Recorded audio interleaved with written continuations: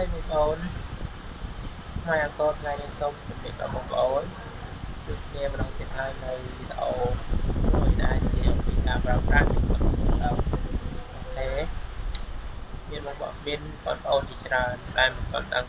ការប្រើប្រាស់នៃកម្មវិធីខ្លះៗរបស់កុំព្យូទ័រថ្ងៃនេះថ្ងៃអង្គរខ្ញុំនឹងរៀបរាប់នៅ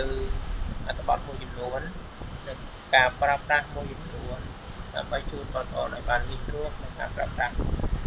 ទេអញ្ចឹងយើងចាប់តាមទាំងអស់គ្នាជាដំបូង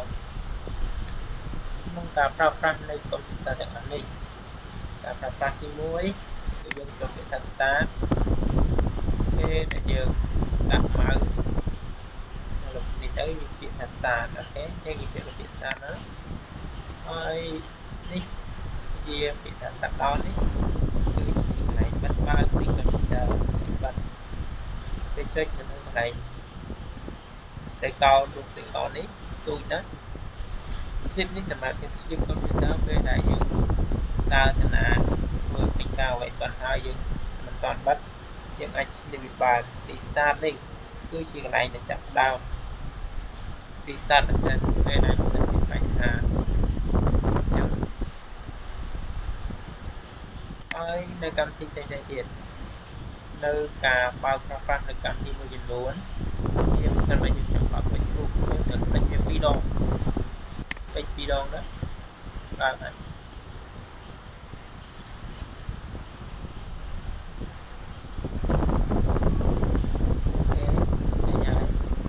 ហើយ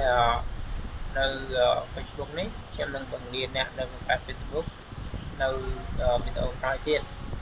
អញ្ចឹងវីដេអូនេះខ្ញុំនឹងបង្រៀនចុះផ្សេងប្រសិនបើយើងចង់បើកនៅកម្មវិធីផ្សេងទៀតឧទាហរណ៍ថា Word Microsoft Word អញ្ចឹង Microsoft Word នេះយើងគ្រាន់តែដូចផ្លេចដូចឲ្យ2ដងមកផ្លេចចេញហើយដូចគ្នានៅការ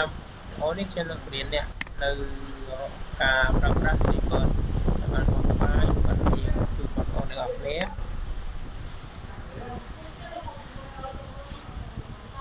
ខ្ញុំស្គមថាវីដេអូមួយនេះនឹងបងប្អូនបានយល់ដឹងខ្លះហើយនឹងការប្រើប្រាស់ប្រព័ន្ធកុំព្យូទ័រមួយចំនួនហើយបងស្គមថាយើងអរគ្នានឹងជួយគ្នាដើម្បីបង្កើនចំណេះដឹងបានច្រើនបីជាយ៉ាងណាក៏ដោយការប្រើប្រាស់ប្រព័ន្ធកុំព្យូទ័រនៅលើโลกមានការទូលំទូលាយដូច្នេះហើយយើងត្រូវដឹងថាអ្វីទៅដែលហៅថាកុំព្យូទ័រសូមបងប្អូននឹងតាមដានឲ្យបានច្រើននៅថ្ងៃអង្គរយើងខ្ញុំអូខេបាយជួបគ្នានៅវីដេអូក្រោយ